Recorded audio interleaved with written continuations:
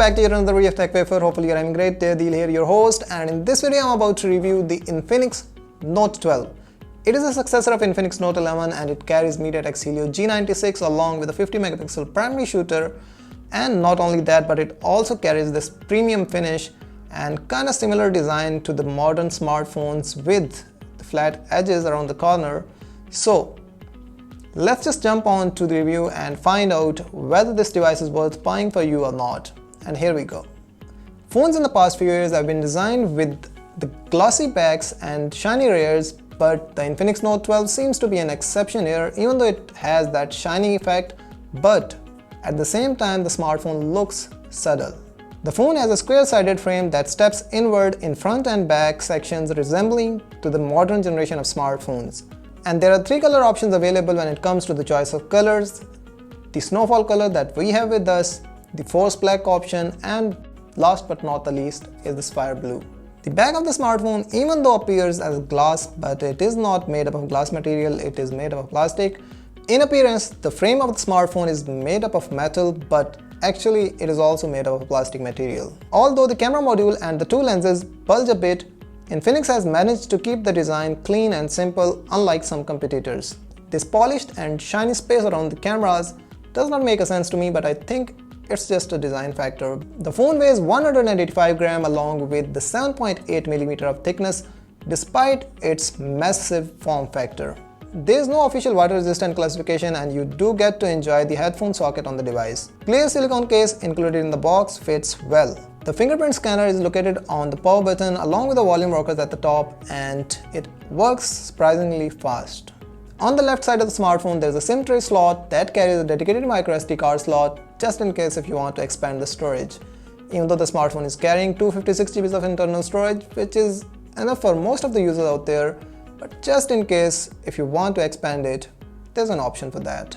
At the bottom, the smartphone is carrying speaker grill along with USB Type-C connector, a microphone, and a 3.5mm headphone jack.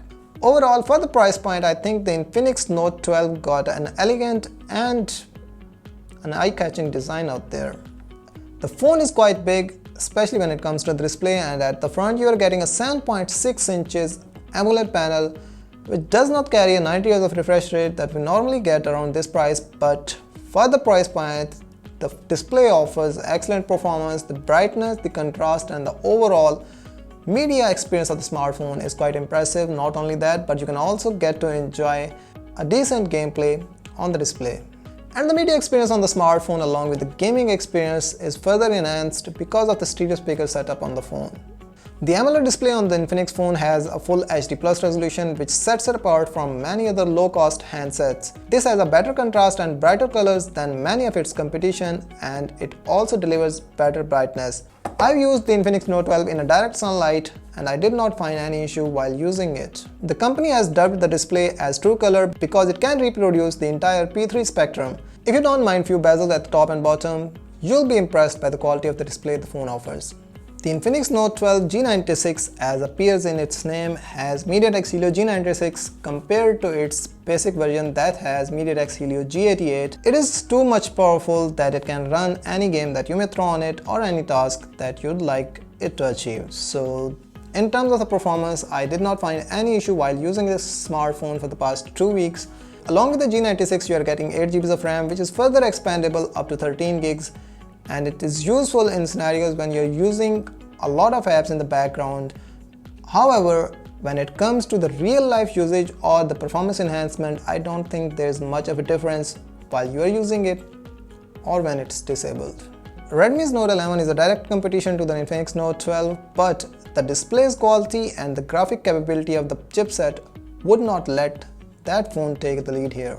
And the features of the chipset are obviously helpful because the phones in the budget segment usually have 6 GB of RAM at most. And now to the gaming part, the Infinix Note 12 has performed admirably when it comes to our extensive gaming tests. We've played PUBG Mobile, Apex Legends, and also Call of Duty Mobile on this smartphone, and the smartphone did not get heat up a lot. It had managed to control its temperature around 94 degrees Fahrenheit mark. However, I would like to mention that we were testing the smartphone in a controlled environment. So if you're planning to play games on this smartphone while you are sitting outdoor, the results could be different.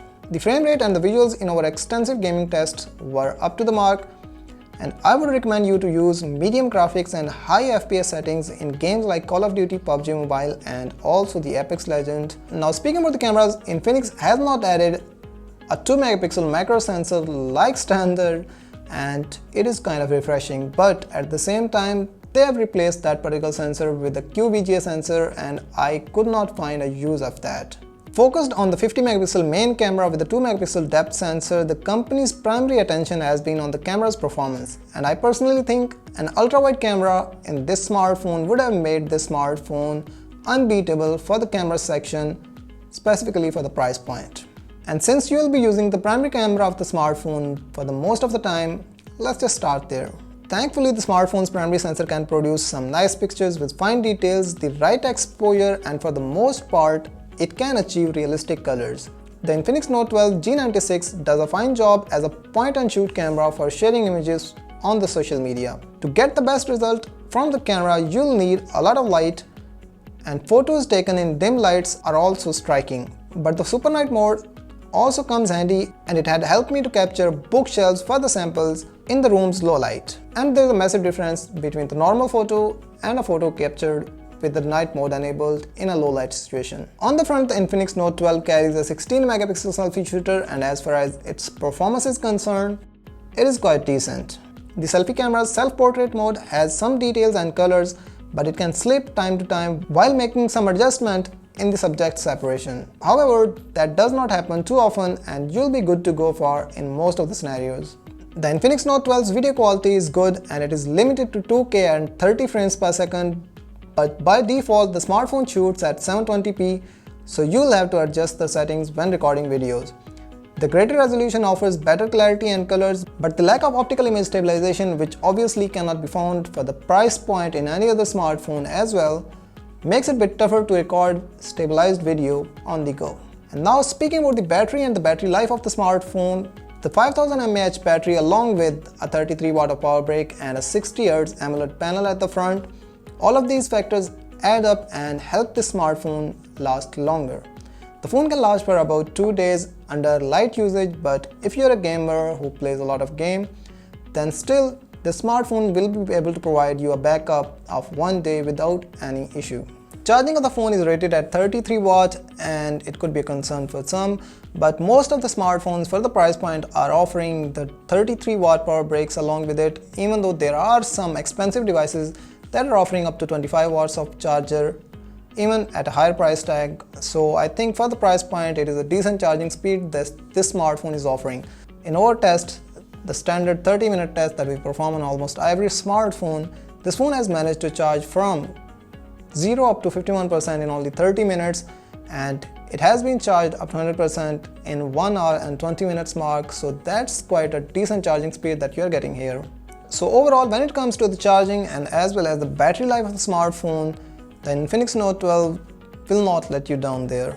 Android 12 is the latest version of Google OS, but compared to its many rivals, Infinix throws their XOS 10.6 user interface at the top of that, which makes it nearly unrecognizable.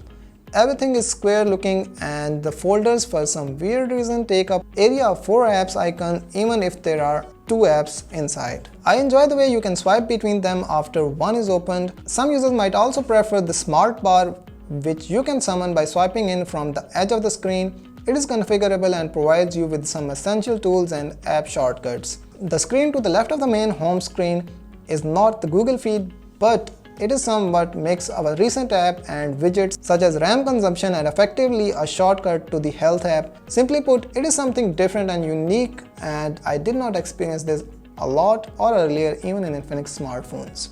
The XOS splits the notification panel and quick setting on the either side of the central camera. It's a feature earlier introduced in iPhones, but now it seems that every brand is adopting it. The only problem that I have encountered in the Infinix XOS 10.6 are bloatwares. There are almost 20 apps that comes pre-installed, even though you can uninstall them by just one tap, but I think Infinix should provide flexibility to the users while they are setting up the device to uncheck the apps that they don't need, and that's pretty much it. The problem is resolved. So there we go with the software experience.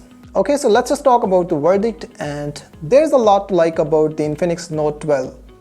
Beginning with the fact that the smartphone offers decent specs even in the base model. Apart from that, you're also getting 8GB of RAM, MediaTek Helio G96 and 256GB of internal storage for less price than its competition, and additionally you are also getting AMOLED panel along with the 50 megapixel camera that can capture reasonable images. And when it comes to the battery life, the smartphone packs a 5000 mAh battery that can last for about 2 days easily. The only concern that I have with this smartphone is this phone is missing a 90 Hz refresh rate that we normally get around this price tag. So there we go with the verdict. You can make your decision on your own, and with that being said, I just hope that you like this video. If you really did, a like on the video and a sub to the channel will be appreciated, and it will keep me motivated to create more content like it in the future. And with that being said, I'll catch you guys in the next one. Till then, peace out.